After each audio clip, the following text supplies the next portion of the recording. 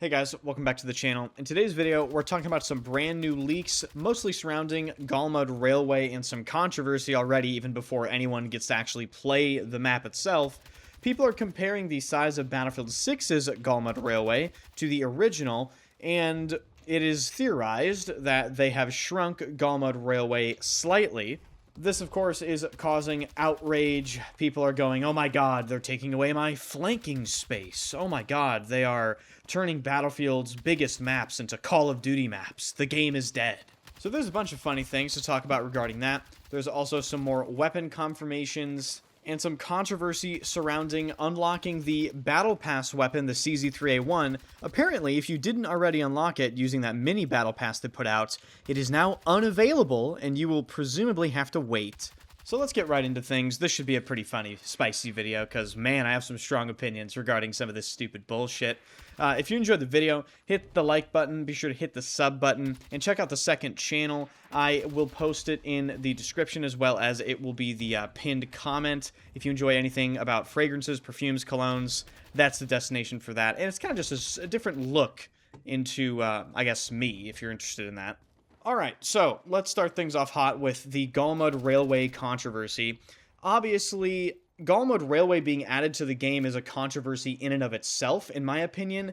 It's just never been that good of a map, even if it is large, and even if it is one of the maps that people played quite a bit in Battlefield 4, I still think there are many other maps that I would rather have over Galmud Railway that essentially complete the exact same thing that Galmud Railway does, with all the vehicles and the massive combined arms gameplay and the sandbox feel and whatever have you. So Galmud Railway being added to the game is controversial just as a baseline, but then when you take a look at some of the leaks today, the size comparison is causing a ton of fuss. In this picture, you see the red Galmud Railway is the original from Battlefield 4, and the green Galmud Railway is the one that is being added into Battlefield 6. As you can see, the Battlefield 6 version is allegedly smaller, having some of these outskirts areas taken away or just made out of bounds. And you know what? I don't really give a shit about that. I don't think this is going to affect gameplay on this map whatsoever. I've seen people claim that this is going to ruin Galmud, you can't flank anymore, oh, the vehicle gameplay is going to be terrible on it. We'll get into that later. But you know what? I think the people that are complaining about the outskirts areas of Galmud Railway being slightly encroached upon are exactly the type of player you think they are. I think these are the 40x scope bipod snipers. I think these are the people that legitimately contribute the least to the outcome of the game. I played my fair share of Galmud Railway in Battlefield 4, mostly in vehicles, but I also played some as infantry, and let me just guarantee you one thing. If you were ever on the outskirts of Battlefield 4's Galmud Railway, you weren't doing fucking anything. You're on a stroll, you're on a midnight fucking walk, you're on an expedition, you're on a safari taking pictures of animals you can't even pronounce. You are legitimately doing nothing if you were ever in any of these areas that are shown in red on this picture. Even the majority of vehicle gameplay never took place on the outskirts of Galmud Railway. If you were an effective vehicle player, you were constantly rotating on this map, flanking. You were actually applying pressure on flags, going towards the center of the map, trying to apply pressure from outside of the objective, from one of the large fields outside of the point. So in terms of whether or not this is going to affect Galmud Railway gameplay, I think it will. I think it's actually going to make the map play a little better. I think there's going to be a little more action, and sometimes playing Galmud, there just was very, very little going on in certain areas of the map. Now, I have seen the argument, oh, Enders, them getting rid of this outskirts area is going to take away vehicle flanking opportunities. And I can see what some people are saying with that, but I still think there is plenty of room for you to maneuver with a vehicle on this map. And on top of that, we are not even certain of the available airspace for aircraft, which I'm sure will be absolutely massive, as it has always been. So that's basically what's happening with the Galmud Railway sort of controversy right now, but let me just end this before I go to the next subject. Galmud Railway's playability depends on the developers making drastic vehicle improvements.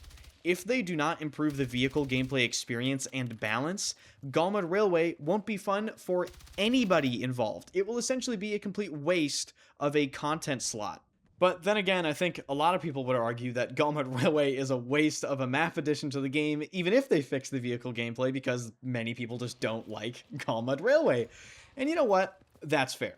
Moving on, there was a leak temporal posted suggesting the M16A3 is getting added to the game, but based on recent leaks, the M16A3 isn't the version of the M16 being added to the game, allegedly. It is the M16A4, which is, of course, the burstfire variant. If it is the M16A4 instead of the A3, it would make the A4 the very first primary burstfire weapon ever added to Battlefield 6. And while that is really cool, and I did love the M16A4 in Battlefield 4, if they don't get the feel of the burst timing correct, it's not going to be that fun of a weapon to use, unfortunately. I am kind of terrified that they're going to put some crazy burst delay on it, and it's just not going to feel the same. I know some other weapons in Battlefield 6 do have a burst fire mode available to them, but to be honest with you, I don't know if I've ever used it, so I think after I record this video, I'm going to jump in game and actually feel what it feels like. But that is basically it for today's video. In terms of what we have to look forward to, April 14th is, I think, the third part of Season 2, and that, I think, has an update. Guys, I mean, listen, there really isn't much coming with the third part of Season 2. We're basically waiting for Season 3 to be officially announced, so we need the date for it. If Season 3 isn't the season that starts to make massive felt gameplay improvements and changes, I don't know. I'm just going to start to get incredibly depressed and lose all hope, because when are they going to start, you know? Because that's literally the only thing wrong with Battlefield 6. They need to fucking fix the gameplay of the game, and we would have a pretty decent experience on our hands, and then we would just have to wait for new content and all that sort of stuff. But the sooner they improve gameplay, the sooner any content they add to the game is more consistently enjoyable for a longer period of time. So going to be very, very interested to see what this game does in the next 2 seasons, Season 3 and 4 specifically, because these are key moments in the life cycle of this game moving forward. So if you enjoy the channel, be sure to hit the like button. Let me know what you think about all this stuff I mentioned in the video. Hit the sub button and also sub to the second channel. I think we're just shy of 3,000 subs on that channel. I've been having a ton of fun recording videos for the second channel. The content cadence on that second channel is always going to be slightly slower or less frequent than the content cadence on this channel because, well, this is the main channel and the perfume channel is kind of just my hobby / little fun side thing I like to do. But I've been having so much fun responding to every single comment on that channel, having conversations, and just seeing some of you guys that I had no idea I was into, like, fragrances come over and be like, you know what, I didn't expect this, but I don't mind it, and I'm actually starting to enjoy it. And that's fucking awesome to see. So check out the second channel, link is in the description, and I will see you guys in the next video.